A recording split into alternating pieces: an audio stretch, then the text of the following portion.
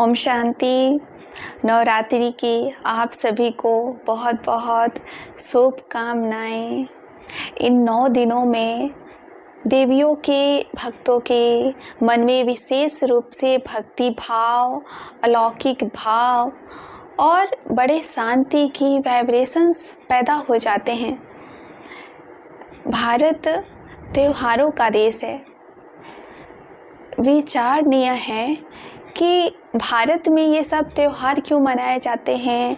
भिन्न भिन्न ढंग के और धर्मों में और देशों में ऐसे त्यौहार नहीं मनाए जाते। क्या भारत का इन त्योहारों से कुछ कर्तव्य है? किसी भी मनुष्य का गायन तब होता है जब वो कुछ महान कर्तव्य करते हैं। जब वे इस संसार से चले जाते हैं तो बाद में बहुत गायन होता है। भारत एक ऐसा महान देश है जिसमें स्वयं भगवान आते हैं युग परिवर्तन के लिए, मनुष्यों को सद्गति देने के लिए, सभी को पावन बनाने के लिए, दुखों से मुक्त करने के लिए, और ये उनका कार्य कलयुग के अंत में चलता है। सभी को जानना चाहिए कि ये 4 युग का चक्र निरंतर घूमते रहता है। कलयुग के अंत में स्वयं भगवान आकर कलयुग को सतयुग में बदलते हैं। अभी से जो दिन शुरू हो रहे हैं वो साल के सबसे पवित्र दिन हैं और इसलिए ऑलरेडी वायुमंडल में बहुत उमंग उत्साह, खुशी, लेकिन इसके साथ साथ ज़रूरी है कि हम देवियों का आवाहन करें ही, लेकिन उसके साथ साथ हमारे अंदर जो दैवी शक्तियाँ हैं उसका भी आवाहन करें। एक बार अपने सामने जो देवी की मूर्ति है उसको लेकर आए। कोई भी देवी की मूर्ति, दुर्गा की मूर्ति सामने लेकर आए। उनका चेहरा कैसा होता है, क्या क्या उस चेहरे में दिखाई देता है, कौन से इमोशंस दिखाई देते हैं, क्योंकि मूर्तिकार सबसे ज़्यादा टाइम लगाता है चेहरा बनाने में। वो जड़ चित्र होते हैं, लेकिन तो भी उनके सामने जाकर बहुत अच्छा लगता है। थोड़े समय के लिए भी सुख की, शांति की अनुभूति होती है, ऐसा होता है। तो उस देवी के चेहरे में क्या क्या दिखाई देता है? प्रसन्न मुद्रा, करुणा, दया, शांति, पवित्रता, नैनों में प्यार है, तेज है, शक्ति है, रहम है, ये सब दिखाई देते हैं।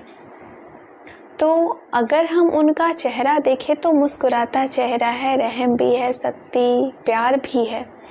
लेकिन फिर उन देवी की हाथों में देखें, अष्टभुजाधारी देवियाँ दिखाते हैं, तो फिर उन्हों के हाथों में क्या दिखाया हुआ है? शस्त्र दिखाए हुए है। थोड़ा सा अगर आप देखें तो कितना चित्र है, चेहरा इतना गुणों से भरपूर, लेकिन हर हाथ के अंदर क्या दिखाया है, हर भुजा में क्या दिखाया है? शस्त्र। और पैरों के नीचे क्या दिखाया है? पैरों के नीचे असुर। तो क्या मतलब है इसका? पहले तो कोई क्या हो सकता है ऐसा जिसका अष्टभुजा हो? तो इसका मतलब कि वो चित्र है वो कैसा है? सिंबॉलिक। वो चित्र कुछ कहने की कोशिश कर रहा है, उसके अंदर कुछ आध्यात्मिक रहस्य समाये हैं। तो वो जो अष्टभुजा है और उसके अंदर शस्त्र दिखाई देते हैं, आपको क्या लगता है देवियाँ हिंसा करती होंगी?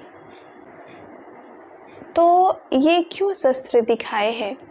क्योंकि देवियों की महिमा में हम क्या गाते हैं? सर्वगुण संपन्न, 16 कला संपूर्ण, संपूर्ण निर्विकारी, मर्यादा पुरुषोत्तम, अहिंसा परमो धर्म। माना उनका धर्म ही क्या है? अहिंसा।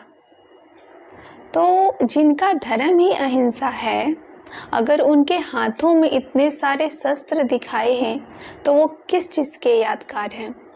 और पैरों के नीचे असुर, तो वो असुर कौन से हैं? क्या लगता है वो असुर कौन से हैं?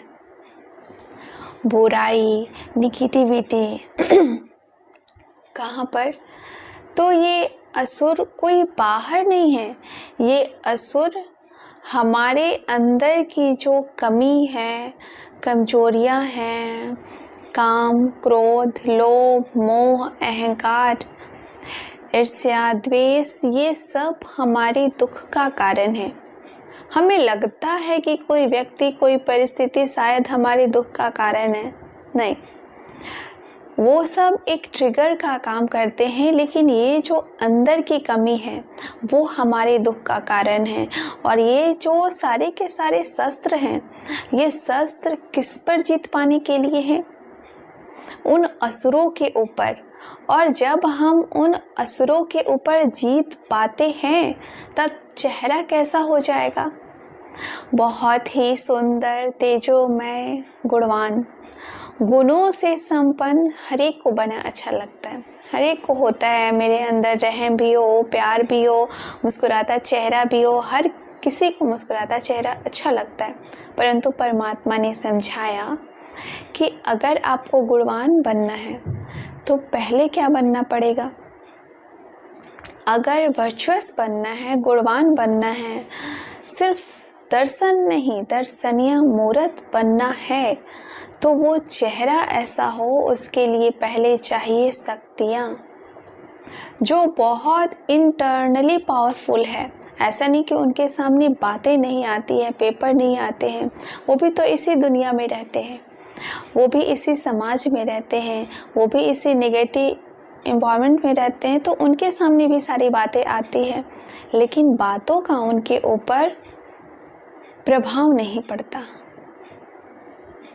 जितनी शक्तिशाली आत्मा उतना उसको बात छोटी लगती है।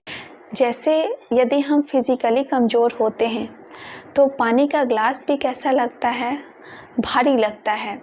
और वहीं पर अगर हम बिल्कुल ठीक हैं, फिज़िकली स्ट्रॉन्ग हैं, फिट हैं, तो फिर हम कोई भी चीज़ बहुत आराम से उठा लेते हैं।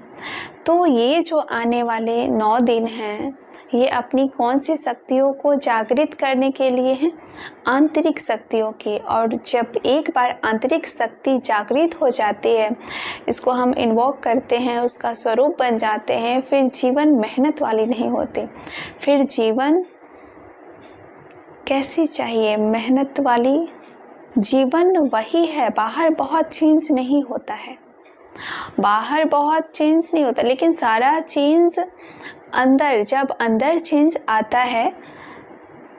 अच्छा, संकल्प से सृष्टि होती है कि संकल्प सृष्टि से संकल्प होता है? जैसा हम सोचते हैं वैसी हमारी दुनिया बनती चली जाएगी, कि जैसी दुनिया है वैसे हम सोचते चले जाएंगे। राइट कौन सा है? संकल्प से सृष्टि। पर अभी क्या हो रहा है? अभी बाहर कुछ ठीक नहीं है तो अंदर ठीक नहीं। तो कौन किसका मालिक है? हम मन के मालिक हैं कि परिस्थितियां हमारे मालिक बनी हुई हैं? कौन किसका मालिक है? एक बार हम ठीक हो जाते हैं तो हम अपने संकल्पों से अपनी सृष्टि को बदल सकते हैं। हम अपने संकल्पों से कोई भी रिश्ते को ठीक कर सकते हैं। हम अपने संकल्पों से अपनी हेल्थ, अपना वायुमंडल ठीक कर सकते हैं। तो पहली शक्ति, अष्टभुजाधारी दिखाते हैं, तो पहली शक्ति जो हमें जीवन में चाहिए रोज रोज, वो है सहन शक्ति। सहन करना शब्द ही थोड़ा अच्छा नहीं लगता। कई लोग कहते हैं मैंने इस रिश्ते में बहुत सहन किया, मैंने इस जगह, इस जॉब में बहुत सहन किया। एक्चुअली में जो सहन करता है ना, वो कभी बोलता ही नहीं है कि वो सहन कर रहा है, क्योंकि जब वो शक्ति होती है तो आपको वो चीज़ फील नहीं होती है। हम सहन नहीं करते, हम तो दबाते हैं। और जब हम दबते जाते हैं तो उस चीज़ में कोई सुखी थोड़ी ना है, कंफर्टेबल नहीं। हम तो अंदर से बहुत डिस्टर्ब हैं, अनकंफर्टेबल हैं, दर्द में हैं। अगर कोई दर्द में है तो वो शक्ति नहीं है, अगर वो दर्द में है तो कमजोरी है। तभी तो सहन करना चाहिए या नहीं करना चाहिए? कहाँ सहन करना होता है? सबसे बड़ा राज परमात्मा कहते हैं कि जिनको राज पता होता है ना, वो कभी नाराज़ नहीं होते। तो राज ये है, आप जो बोलते हैं वो मुझे हर्ट नहीं करता है, आप जो कहते हो वो मुझे दुख नहीं देता है, लेकिन आपके कहने के बाद मैं जिस तरीके से अपने तरीके से बात करती हूँ वो चीज़ मुझे हर्ट करती है।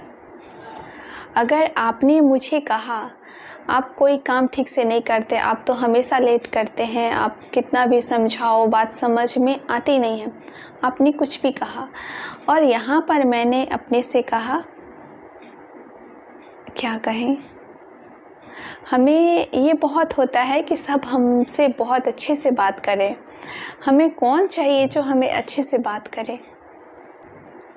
उन्होंने जो कहा उनको तो नहीं बदल सकते, लेकिन एक ही जना चाहिए जो हमारे से अच्छे से बात करे, और वो है मैं खुद। सहन शक्ति के लिए पता है कौन सी देवी दिखाते हैं? जगदम्बा। क्योंकि माँ कैसी होती है? माँ, देवियों को देवी भी कहते हैं, लेकिन माँ माँ कहकर भी पुकारते हैं। तो माँ जो होती हैं वो बहुत लविंग होती हैं, उनका अपने बच्चे के प्रति बहुत अनकंडीशनल प्यार होता है। तो जगदम्बा माँ माना अपने को माँ बने, अपने प्रति लविंग बने, कि हम अपने को उस समय कह सकते हैं कि ये जो कह रहे हैं, वैसे भी जब कोई गुस्सा कर रहा होता है ना, तो उस समय उनकी मन की स्थिति अच्छी नहीं होती है। अच्छा, नवरात्रि में जागरण करते हैं, उन्होंने सभी को जगाया था अज्ञान के नींद से। हम उनकी संतानें हैं, हम उनको भक्त मानते हैं, तो उन्होंने सबको जगाया है। अब आप भी अज्ञान की नींद से जग जाओ, आप भी आत्मज्योति जगाओ, आत्मा को पवित्र करो, तो उनके आचरणों को अपने जीवन में साकार करें और एक ऐसा वातावरण चारों ओर बनाएं कि किसी के अंदर भी आसुरिक हिंसक बुरी वृत्तियां ना रहें। तो ये भक्ति हमारे देश के लिए भी बहुत कल्याणकारी हो जाएगी। ओम शांति।